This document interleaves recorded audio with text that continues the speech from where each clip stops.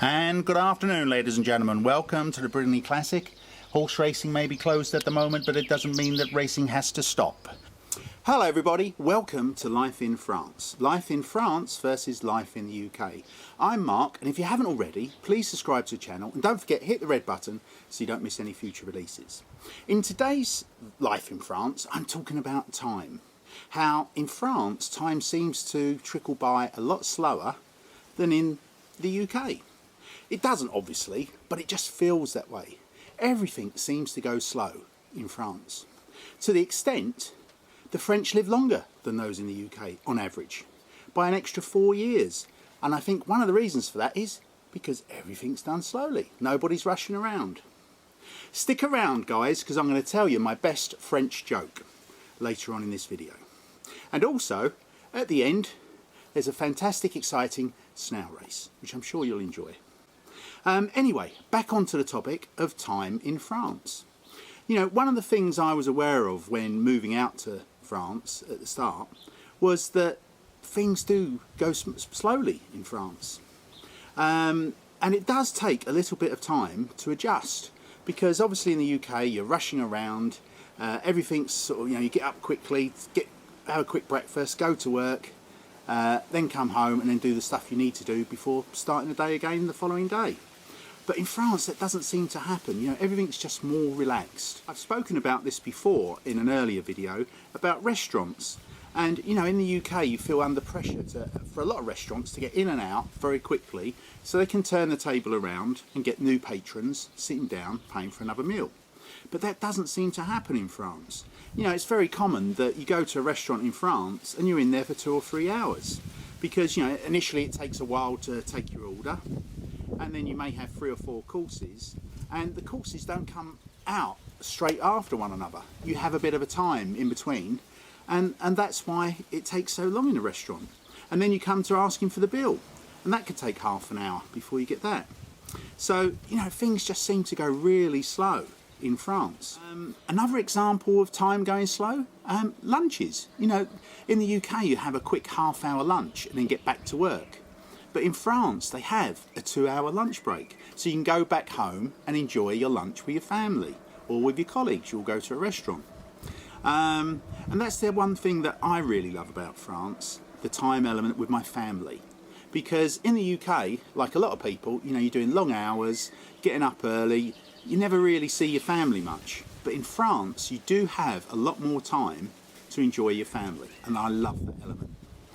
For example, the boys are still in primary school, and now there's no school on a Wednesday. They're only there Monday, Tuesday, Thursday, Friday. So I get an extra day with the boys, and plus, you know, I just seem to have a lot more time with them because they come home for lunches as well, and we just enjoy lunch together as a family. And that's the one thing that I love about France, that element of the time. Another example of things going slow in France, you go to a supermarket.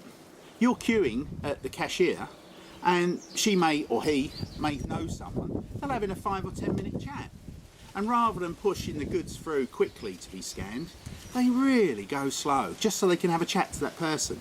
And you're there, if you pick the wrong cashier, you're there for 5 or 10 minutes waiting for him to get through one person, and then it's your turn. It's, oh, bonjour, and it's quickly get through and you're off.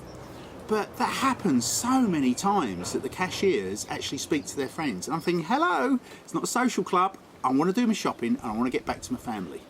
And that's the one thing I've never really got accustomed to. I've also found, guys, that I can become invisible. I can be in a supermarket walking down an aisle, and you'll see 2 French people stopping parallel with one another with trolleys, having a chat.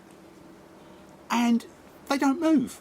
You physically have to say to them, pardon, excusez-moi, and they'll eventually move. If you don't say anything, they're quite happy just ignoring you and having you stand back while they're having a chat. And believe it or not, guys, this actually happens on the roads. On rural roads, I've often come across 2 French cars stopping parallel to one another, and the drivers are having a chat for 5 or 10 minutes. And it actually feels rude for you to honk your horn for them to move on. After a couple of minutes of them seeing a car behind them, I guess the conscience kicks in and then they drive off. But, you know, in the UK, everyone would be banging on their horns as soon as that happened there. But in France, it's just accepted. You know, people stop and have a chat in their cars. Petrol stations are the same. Oh, that really drives me mad. How slow some of them go on the petrol stations. You know, they get out their cars, they walk really slowly, they get to the machine, and it's as though they've never seen the machine before. You know, they're looking at it and they eventually punch in all their details. And I'm sure when they press the lever for the fuel to be delivered, they're only half pressing it because it takes so long for them to fill up. And, you know, once they finish, they walk slowly back to the car. And before they get back in the car, they have a look around just to make sure there's no one there they can have a chat with before departing. And it's not as like, you know, I get it back in the car and I'm off. But again, they take ages to start the car and move on. And that's one of the little things that I've noticed in France as regards to how slow everything is. The one thing that isn't slow, guys, is getting appointments with doctors, because I've mentioned that in a previous video. Extremely quick to get an appointment with a doctor. However, it takes for ages to get a builder or a plumber around. You know, you could give them a call and it takes 2 or 3 weeks for them to come around to have a look at something. And again, just everything's so slow. Oh, but by the way, I found out why the French eat a lot of snails. It's the only thing they can catch. Boom, boom. And what about the adage that the French are great lovers? Is that come down to how everything's so slow? Perhaps they make love very, very slowly.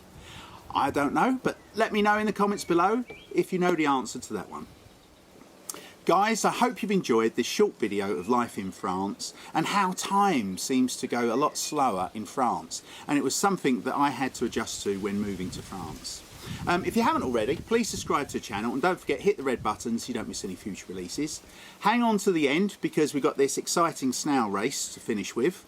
And I hope everybody stays safe and I'll see you again next time. Take care, everybody. And good afternoon, ladies and gentlemen. Welcome to the Brittany Classic. Horse racing may be closed at the moment, but it doesn't mean that racing has to stop.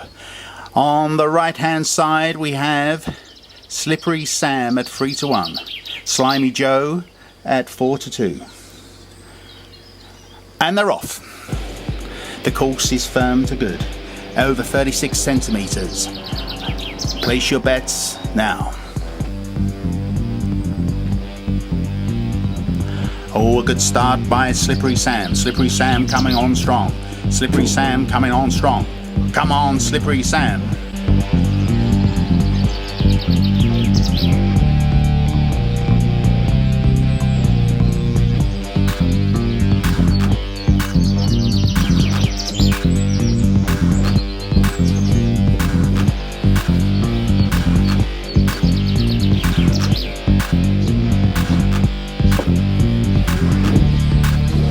Oh, Slippery Sam. Slippery Sam is going strong. Slippery Sam, oh, he's changed course. Will Slippery Sam continue in a big circle, or will he go straight to the end of the table? We do not know at this moment in time, ladies and gentlemen. It's now biding tension.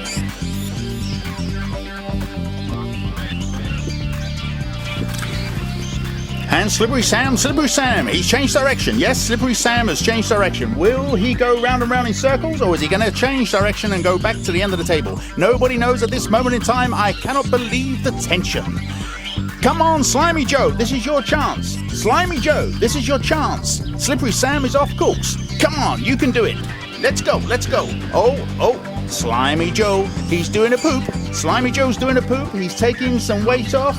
This may give him an advantage over the last few centimetres. Come on, Slimy Joe.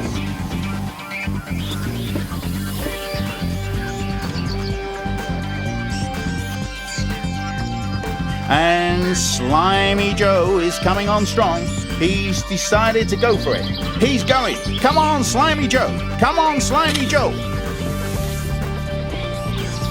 And Slippery Sam is coming up strong. Slippery Sam, he's pulling ahead. He's pulling ahead. Yes, I can't believe my eyes. He's pulling ahead even further. Yes, Slippery Sam seems to be on the course for victory. Slippery Sam, where is Slimy Joe?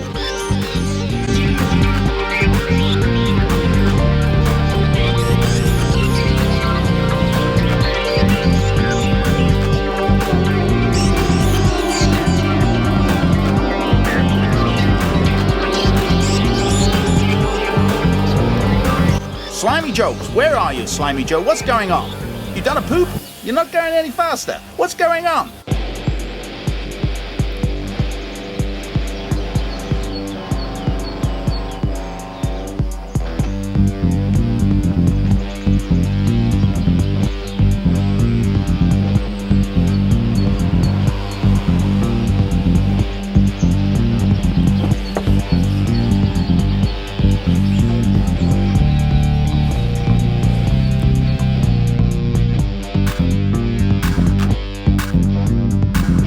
Slippery Sam's coming up. Yes, Slippery Sam, it's all over. Slippery Sam, we don't need a photo finish for this one, ladies and gentlemen. It's quite obvious Slippery Sam has won this race. For all those that placed a bet on Slippery Sam, congratulations.